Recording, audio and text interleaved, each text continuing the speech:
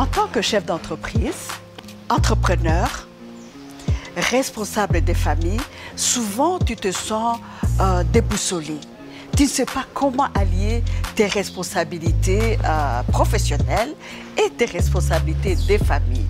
Ça nous arrive à nous toutes. Parce qu'à un moment, on ne sait pas comment trouver le vrai équilibre. Alors, si tu sens que ce problème est le tien, parce que ce problème aussi est le mien et c'est les problèmes de beaucoup de personnes. Alors, si tu sens que ce problème t'interpelle, reste connecté parce que nous allons développer ce sujet. Alors, je me présente. Je suis coach Ijongi. Je suis coach en entrepreneuriat, développement personnel et leadership. Et surtout, dans ma page, je parle de tous les problèmes qui peuvent élever la femme, qui peuvent permettre à la femme de découvrir la vraie moi. C'est ça ma mission dans ma chaîne.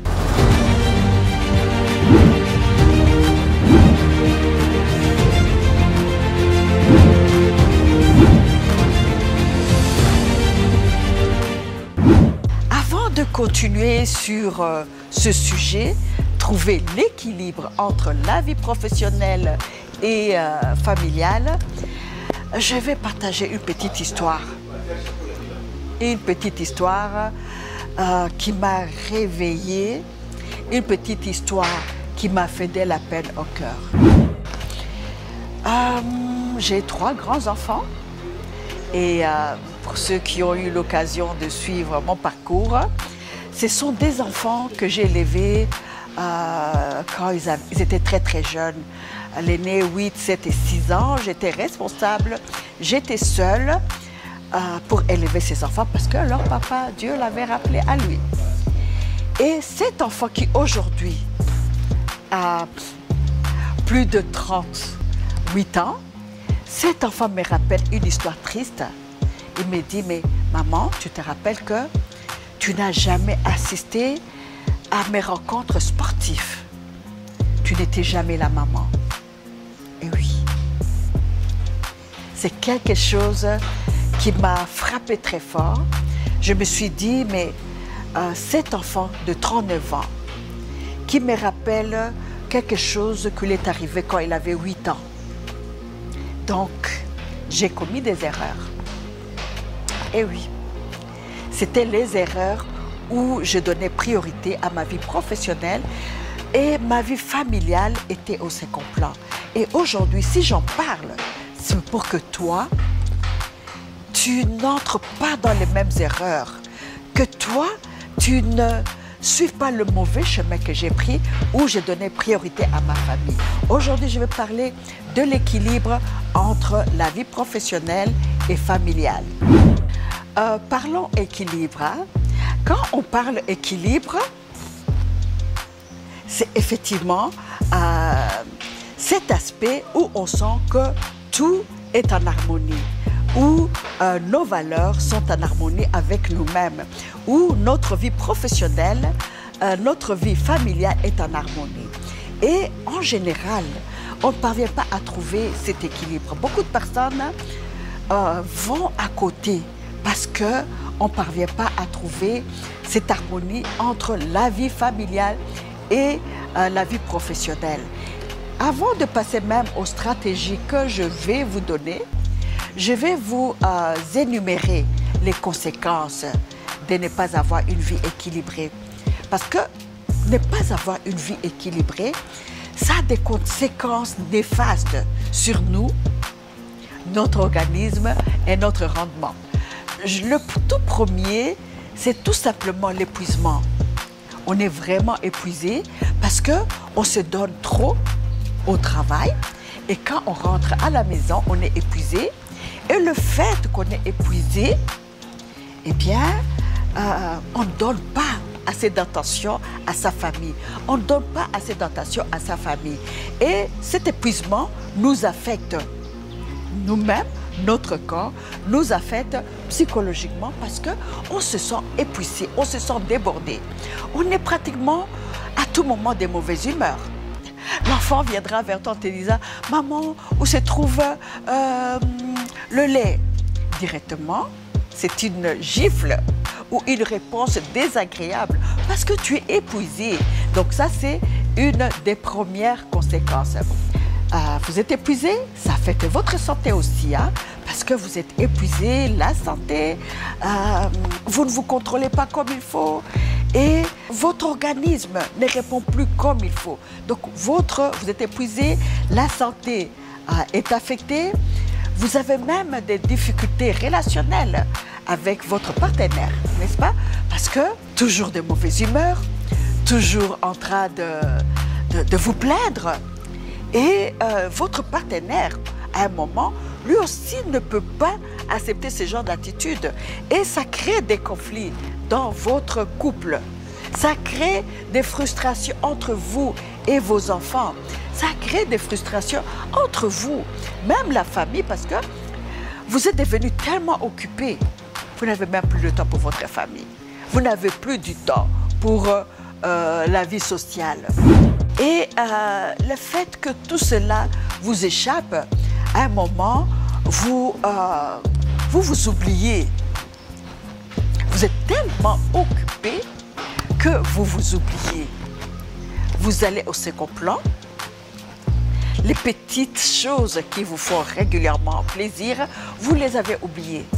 Parce que vous n'avez pas le temps d'aller au salon, vous n'avez pas le temps d'aller à la gym, vous n'avez pas le temps d'aller vous relaxer à la plage, prendre un verre avec vos enfants, avec votre conjoint. Vous n'avez plus ce temps, donc vous êtes dans cet environnement très négatif et ça vous affecte.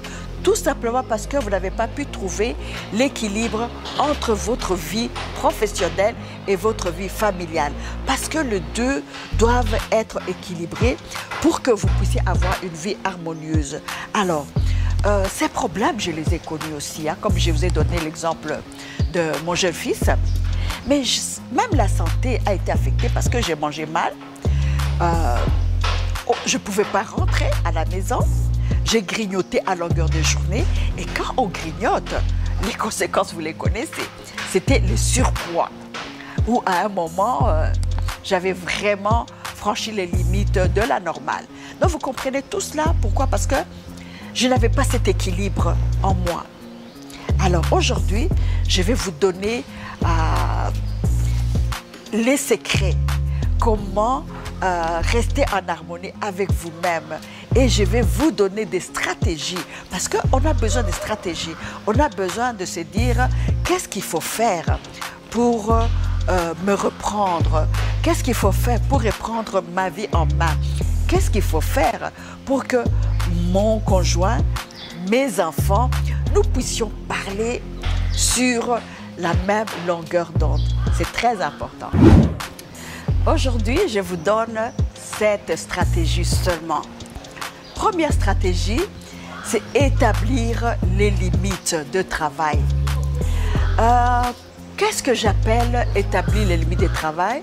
C'est de se dire, je suis au travail à 9 h, j'ai mon break à telle heure, je rentre à la maison à 16 h, 17 h. C'est vrai, ça ce sont mes heures de travail. Entre 9 h et 17 h. Mais une fois que je rentre à la maison, je suis à la maison. Le computer, les emails, je les laisse pour le lendemain. Parce que il ne faut pas affecter ce moment précieux que vous avez avec vos enfants et commencer à répondre aux emails.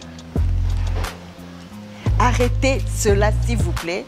Les heures de travail, vous les respectez parce que vous devez nourrir la famille. Les heures de la famille, vous les respectez aussi parce que ces heures sont précieuses pour vos enfants, pour votre famille et c'est cela qui va vous permettre de vivre une vie équilibrée. Deuxième stratégie, apprendre à connaître vos priorités et déléguer. En décidant quelles sont vos priorités, vous allez savoir qu'est-ce qui doit aller en première position et qu'est-ce qui peut attendre.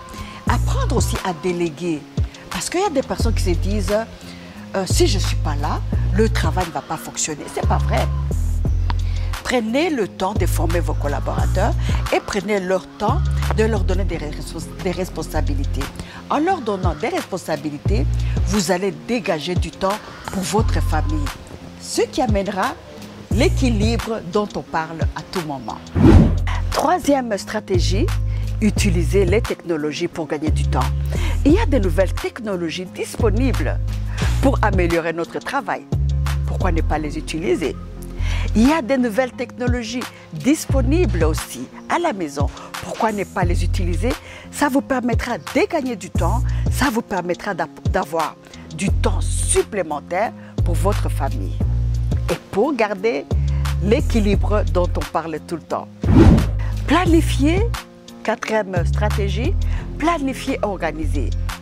En faisant la planification de vos semaines, de vos mois, de vos vacances, vous les planifiez longtemps à l'avance. Vous ne travaillez pas en tâtonnant, en disant « qu'est-ce que je fais aujourd'hui ?» Puisque vous avez planifié, vous savez exactement ce que vous allez faire aujourd'hui, vous n'allez pas tâtonner. Donc, vous avez une planification que vous avez faite. Cinquième stratégie, impliquer votre famille. C'est vrai qu'à un moment, on s'est dit je suis responsable de ma famille, ces enfants sont très jeunes pour leur donner des tâches à faire. Et je dois vous dire que ce n'est pas vrai. Il faut les responsabiliser très jeunes. On peut commencer par des petites choses, des toutes petites choses. Hein. Demander à l'enfant, par exemple, de débarrasser. Si c'est un enfant qui a 4-5 ans, lui apprendre à débarrasser son assiette, lui apprendre à débarrasser son verre. Et une fois que les enfants auront grandi, ils seront même capables de dresser la table pour vous. Quand vous rentrez du travail, vous n'avez pas à dresser la table.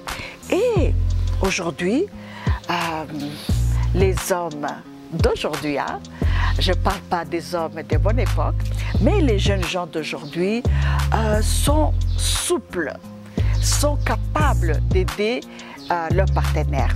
Donc, si vous êtes en harmonie avec votre partenaire, il peut vous aider. Comme ça, il n'y a pas trop de charges pour vous seul à la maison parce que vous avez travaillé toute la journée. Aujourd'hui, si les partenaires peuvent vous aider, si les enfants peuvent vous aider, vous pouvez créer cette harmonie. Évidemment, ça dépend d'un pays, d'un continent à un autre.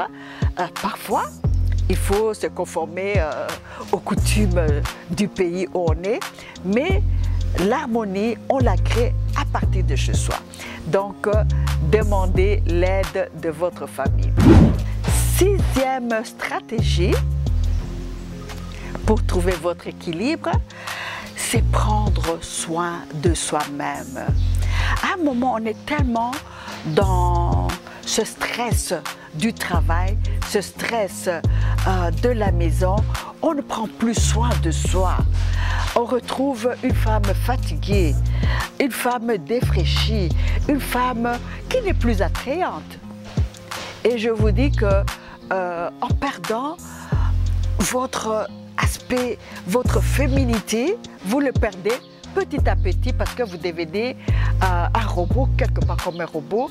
C'est le travail, c'est la maison en train de courir. Et vous perdez ce charme qui est spécifique à la femme.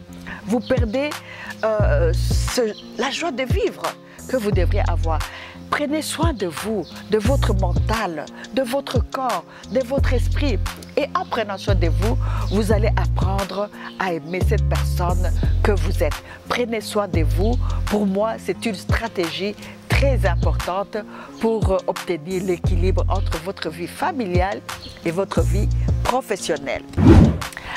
Avant de passer à la dernière stratégie, j'aimerais que vous me donniez en commentaire, en bas, quel est le point qui vous a le plus marqué? Quel est le point dont vous avez besoin pour obtenir votre équilibre professionnel et familial? Cela aussi va nous aider, va aider notre communauté à apprendre à nous développer. Notre dernière stratégie, cultiver un réseau de soutien. Et oui, c'est très important. Comme je l'ai dit à un moment, on est tellement absorbé par son travail, on est tellement absorbé par sa petite famille qu'on se coupe de tout. Franchement, on vit en vase clos.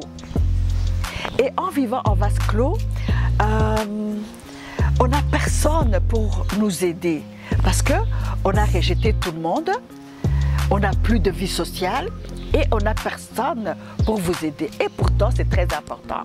C'est très important, vous êtes fatigué, vous appelez une amie pour partager avec elle, vous appelez une petite sœur pour venir vous aider à la maison, pourquoi pas?